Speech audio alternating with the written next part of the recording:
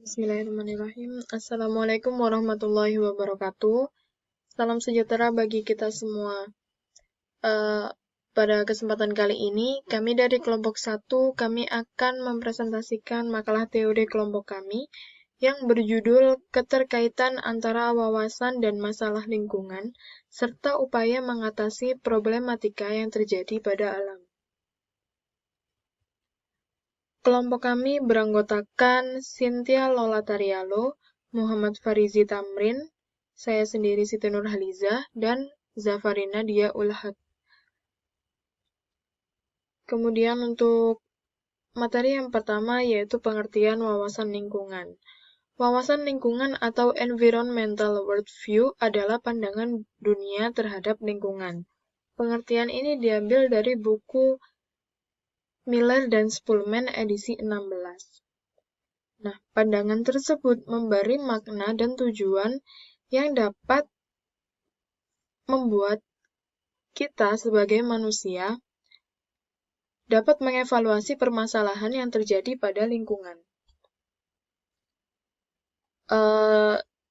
Sebagai manusia, tentunya cara pandang kita terhadap lingkungan itu berbeda-beda. Manusia yang tinggal di suatu lingkungan harusnya bersifat responsif terhadap masalah yang ada di lingkungan. Tetapi pada kenyataannya ada juga mereka yang bersikap tidak peduli. Manusia yang sadar akan lingkungannya adalah manusia yang sudah memahami dan menerapkan sikap peduli lingkungan. Maka dari itu, pentingnya wawasan lingkungan bagi kita, karena pada dasarnya kita membutuhkan lingkungan pun lingkungan juga membutuhkan kita agar kita dapat melangsungkan kehidupan ke depannya. Sekian dari saya, terima kasih. Selanjutnya akan dilanjutkan oleh teman saya. Baiklah, saya Muhammad Farizi Tamrin akan melanjutkan presentasi. Di sini ada klasifikasi wawasan lingkungan.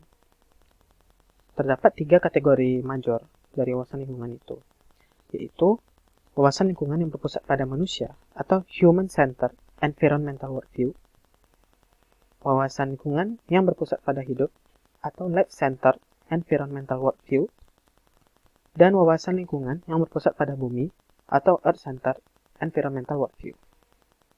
Jadi, wawasan lingkungan yang berpusat pada manusia memandang dunia alam sebagai pendukung hidup mereka yang utama. Lalu berikutnya ada wawasan lingkungan yang berpusat pada hidup.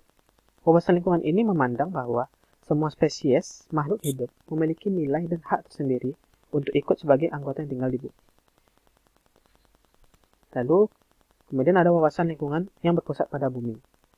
Wawasan lingkungan ini memandang semua makhluk hidup merupakan bagian dan bergantung dengan alam yang menggunakan sistem yang mendukung kehidupan kita, khususnya manusia.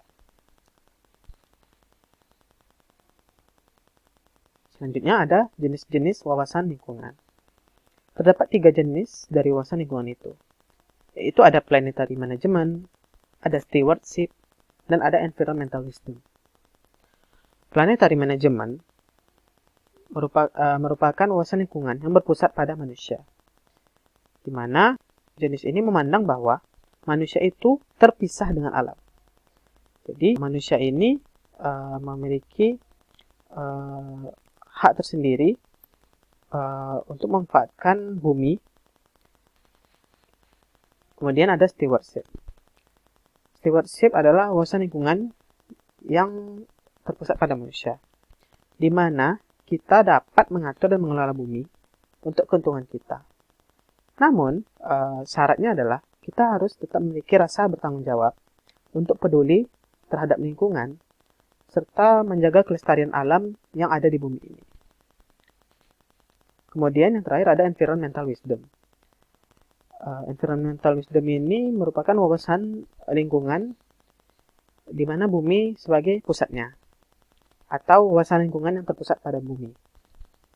Jadi environmental wisdom ini berpandangan bahwa bumi itu bumi dan khususnya manusia dan makhluk lainnya seperti tumbuhan dan hewan itu pasti bergantung dengan alam eh, eh, apapun kebutuhan mereka dan apapun yang akan mereka lakukan. Demikian yang bisa saya sampaikan. Selanjutnya akan disampaikan oleh teman saya, Safarina. Baik, saya Zafarina akan melanjutkan presentasi. Kali ini kita akan membahas terkait masalah lingkungan. Nah, permasalahan lingkungan yang terjadi saat ini kan semakin hari semakin meningkat. Tingkat kerusakan yang ditimbulkan pun akan meningkatkan resiko bencana alam, sehingga hal tersebut dapat mengancam kehidupan manusia. Penyebab terjadinya masalah lingkungan ini diklasifikasikan menjadi 2 faktor, yaitu faktor alam maupun faktor ulah manusia. Yang pertama, akibat faktor alam. Gambar pertama menunjukkan adanya letusan gunung berapi. Nah, gunung berapi ini merupakan tonjolan di permukaan bumi yang terjadi akibat keluarnya magma dari dalam perut bumi melalui lubang kepundan.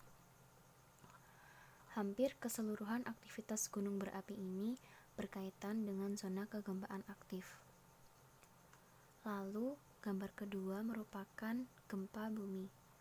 Gempa bumi ini merupakan guncangan atau getaran yang terjadi di permukaan bumi akibat pelepasan dari bawah permukaan secara tiba-tiba yang menciptakan gelombang seismik.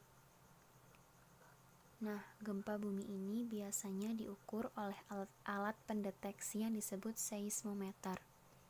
Sedangkan skala umum yang digunakan ketika gempa terjadi dinamakan momen magnitude. Lalu, gambar selanjutnya itu adalah kekeringan. Kekeringan ini merupakan salah satu permasalahan serius yang sering muncul ketika musim kemarau tiba. Kekeringan ini merupakan minimnya jumlah ketersediaan air baik untuk kegiatan pertanian, lingkungan, maupun ekonomi. Nah, faktor dari kekeringan ini itu disebabkan oleh beberapa faktor. Di antara lain faktor meteorologi, hidrologi, agronomi, dan lain sebagainya. Kalau faktor meteorologi itu merupakan perbedaan presipitasi dari kondisi normal ke suatu periode tertentu. Jadi seperti perubahan iklim di suatu wilayah tertentu seperti itu. Kalau yang faktor hidrologi itu merupakan kondisi kurangnya daerah resapan air akibat terjadi penggundulan hutan yang meningkat. Sehingga ketika musim kemarau tiba, debit air di sungai-sungai itu kurang, jadinya itu akan kekeringan di bagian hilir sungai. Lalu kalau yang faktor agronomi itu merupakan kekurangan kelembaban tanah yang menyebabkan tanah tidak mampu memenuhi kebutuhan tanaman tertentu. Lalu selanjutnya adalah pencemaran udara. Nah, pencemaran udara ini merupakan substansi kimia, fisik, dan biologi di atmosfer dalam jumlah tinggi yang dapat membahayakan kesehatan manusia, hewan, dan tumbuhan.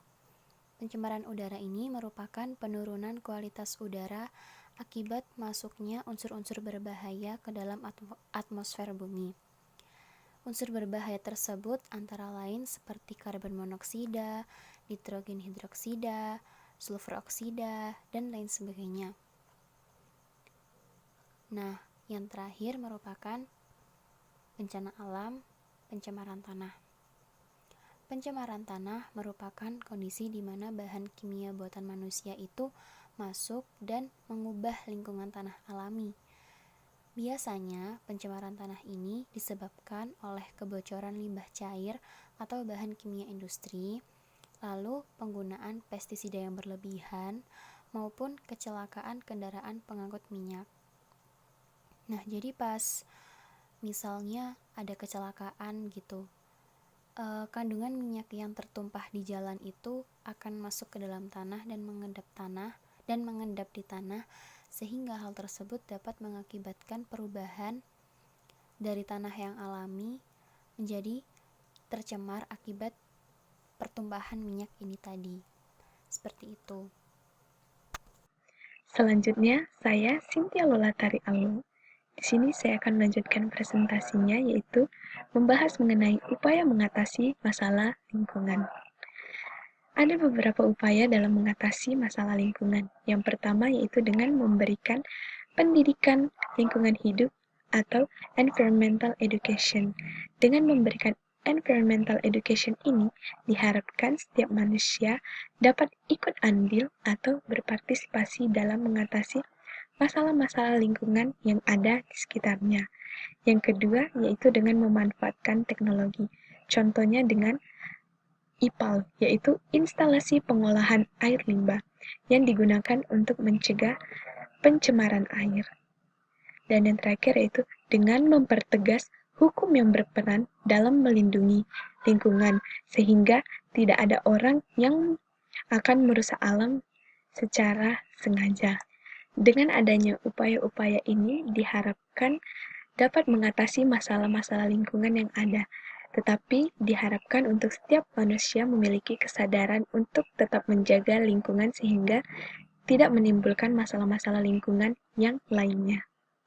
Selanjutnya yaitu ada hubungan wawasan lingkungan dengan masalah lingkungan. Wawasan lingkungan merupakan cara pandang manusia terhadap lingkungannya. Setiap manusia yang berwawasan lingkungan pasti dapat memanfaatkan lingkungannya untuk memenuhi kebutuhan hidup dengan sangat bijaksana tanpa harus ada menimbulkan masalah lingkungan di sekitarnya. Apabila nilai pengetahuan atau wawasan mengenai lingkungan hidup atau beretika dalam menjaga lingkungan hidup mengalami kenaikan atau meningkat, maka nilai sikap untuk menjaga kelestarian lingkungan akan ikut meningkat, sehingga kita pasti akan sadar untuk tetap menjaga lingkungan hidup kita. Tetapi, jika sebaliknya, apabila nilai pengetahuan atau wawasan mengenai lingkungan hidup dan etika lingkungan kita mengalami penurunan, pasti itu akan menimbulkan sikap acuh tak acuh kita terhadap lingkungan, sehingga kita akan bermalas-malasan untuk menjaga lingkungan kita, sehingga itu akan menimbulkan masalah-masalah lingkungan yang baru. Sehingga memang sangat dibutuhkan untuk berwawasan lingkungan dalam memanfaatkan lingkungan agar dapat meminimalisir masalah lingkungan yang ada. Demikianlah presentasi dari kelompok 1. Mohon maaf apabila ada kesalahan. Terima kasih.